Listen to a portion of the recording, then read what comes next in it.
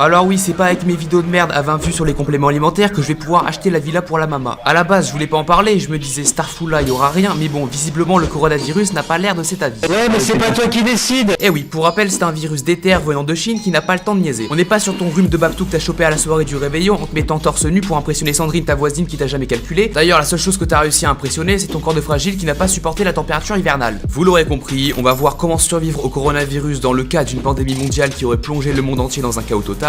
Donc là, je parle pas juste d'une fermeture des écoles, mais d'un monde qui a tourné à l'anarchie. Tout d'abord, qu'est-ce que le coronavirus, nCoV-19 ou encore Covid-19? C'est qui? Le coronavirus, tout comme ton iPhone de Prolo, est made in China. Tu l'auras remarqué, la Chine c'est pas comme la France. Pendant que toi tu manges tes graines de soja sans gluten pour lutter contre la souffrance animale, et bah eux pour le fun, ils se font des brochettes de cobra sauce dauphin. Donc c'est pas vraiment le même délire. Dans ce pays où le QI moyen est censé dépasser les 3 chiffres, un abruti a eu la magnifique idée d'essayer de manger une chauve-souris crue tout en restant en vie. Grave erreur, vous connaissez la suite, le karma l'a rattrapé et il s'est fait coroned dans les règles de l'art. Pour faire simple et surtout parce que j'ai la flemme, les symptômes sont les suivants. Tu tousses et si jamais t'as le malheur d'être vieux, et bah tu crèves.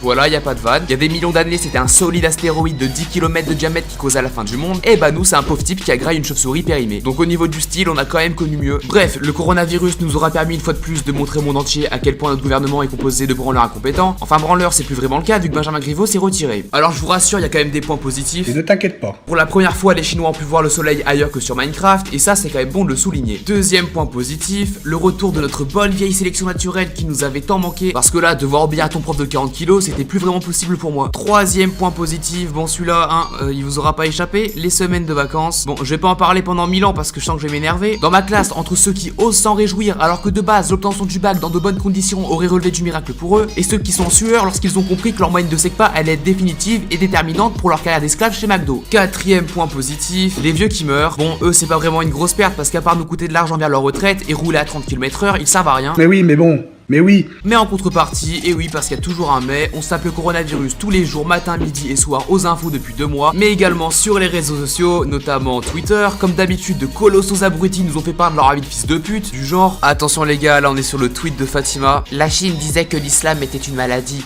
Ils sont devenus malades. Ils disaient que le Coran était un virus, et les voilà avec le coronavirus. Ils disaient que cacher son visage avec une burqa n'était pas bien, et les voilà à porter des masques. Ouais d'accord, bon, je vais pas perdre mon temps à argumenter, hein. Les présentations sont faites, maintenant passons au vif du sujet. Donc là, imaginez un petit peu le scénario suivant. Le coronavirus a réussi à contourner les mesures drastiques du gouvernement français. 4 mois plus tard, l'épidémie a contaminé le monde entier, la mutabilité effrayante du virus fait augmenter son taux de mortalité à 80%. Tout individu ayant un système immunitaire fragile n'a pas la moindre chance de survie. Bien entendu, ce scénario relève de la fiction. Pour le moment, comme dirait la fouine, Abdullah ça va. On va essayer de faire mieux que le gouvernement en termes de prévention, ce qui n'a pas l'air très compliqué vu que ces idiots n'ont rien trouvé de mieux à faire que de nous rappeler de nous laver les mains. Donc là, la question qu'on pourrait se poser, c'est comment faire pour s'y préparer au mieux.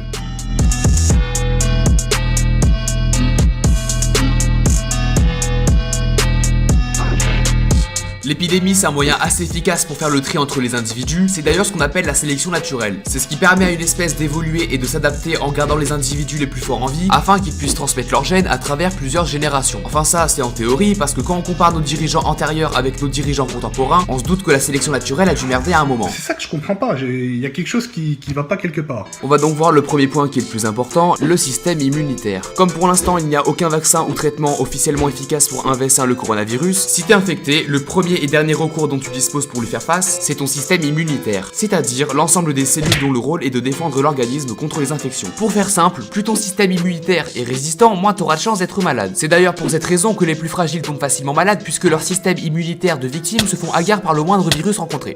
4 semaines à l'hôpital. C'est même pas c'est qui l'a savaté, c'est nous. Hein? Voilà un petit peu. Comment faire pour le renforcer? En premier lieu, il te faut une alimentation saine, riche et variée en glucides, protéines et lipides, favoriser les fruits et les légumes colorés, augmenter l'apport en fibres et faire attention aux potentielles carences en vitamines, notamment les vitamines C et D. Après l'alimentation, un sommeil réparateur de qualité est nécessaire. On va viser les 8 heures de repos. Et pour finir, il te faudra adopter une activité physique, c'est-à-dire du sport. La partie sport, j'en parlerai dans la deuxième partie qu'on va aborder dès maintenant. Deuxième partie, le physique. Je te rappelle vite fait qu'en cas d'anarchie, c'est la mêlée générale et que vu ton physique de traître, tu tiendras jamais 5 minutes en PVP. Parce que oui, Jean Dorothée, dans GTA 5 tu t'amuses à rafaler les passants, mais dans la vraie vie, quand tu croiseras le chemin de Jean-Igor Gros Tchétchène des terres, on se demande lequel de vous deux va faire les pipes et le café. Donc, pour avoir une chance de sortir vivant d'un 1 contre 1, je te conseille de faire de la musculation pour premièrement devenir un peu plus balèze et deuxièmement, comme on a pu le voir dans la première partie, booster ton système immunitaire. Si tu peux, évidemment, essaye de pratiquer un art martial histoire de pas finir KO dès le premier round. Entraîne-toi aussi au sprint et au cardio, je sais que c'est pas très alpha, mais le but c'est quand même de survivre, donc ça sert à rien de vouloir faire le bonhomme, surtout que dans certaines situations, la fuite peut s'avérer la meilleure option. Ok, maintenant venons au troisième point, faire des provisions. C'est le premier truc à faire quand une crise commence à prendre de l'ampleur. Maintenant, t'as deux situations possibles. Première situation, t'es dans une maison, fais quand même des provisions pour tenir l'hiver, mais opte aussi sur un potager histoire de viser l'autosuffisance alimentaire. Deuxième option, t'es en appart, déjà t'es locataire espèce de petit bolos. Petit bolos. Tu es mon petit bolos, bâtard. Et en plus de ça, t'as pas d'autre choix que de partir sur des full provisions. Alors évidemment, achète des aliments qui tiennent longtemps, du style des conserves, évite de prendre du thon, ta femme fera l'affaire, des pâtes, du beurre, etc.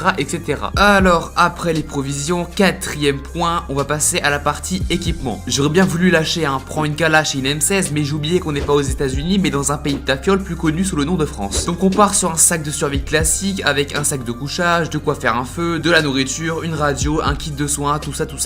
Au niveau des armes, on part sur tout ce qui est armes blanches, donc couteau de combat, machette, hache, etc. Cinquième point, les connaissances en survie. Si jamais t'es amené à devoir aller dans la nature et que tu sais même pas comment faire pour couper une brindille, autant te dire que ta fin est proche. Il te faut des connaissances en survie, c'est-à-dire la base, comment faire un feu, décontaminer de l'eau, construire un abri, te battre contre un ours. Je vais pas tout expliquer, tu fais des recherches sur internet et tu lis des bouquins. Sixième point, monter une équipe. Même si t'es armé et chaud niveau baston, si jamais tu tombes face à un groupe de personnes, t'es cuit. Alors monte une équipe, entoure-toi d'amis sérieux, on n'est pas dans les Marseillais. Entre 2 et 6 personnes, l'union fait la force, mais n'oubliez jamais que plus vous êtes nombreux, plus vous serez lent, bruyant, et plus il vous faudra de nourriture. Bon voilà l'équipe, là normalement avec cette vidéo, vous allez survivre. Là c'est certain, si vous appliquez tous mes conseils, tout va bien se passer, ne t'inquiète pas. Ne t'inquiète pas, ça va bien se passer.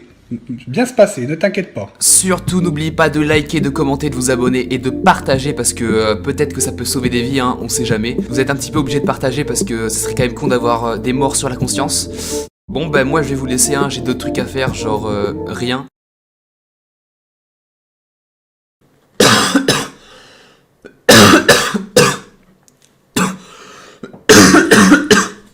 Et putain mais je suis en train de... Non mais j'ai vraiment le coronavirus, c'est pas une blague là ou quoi?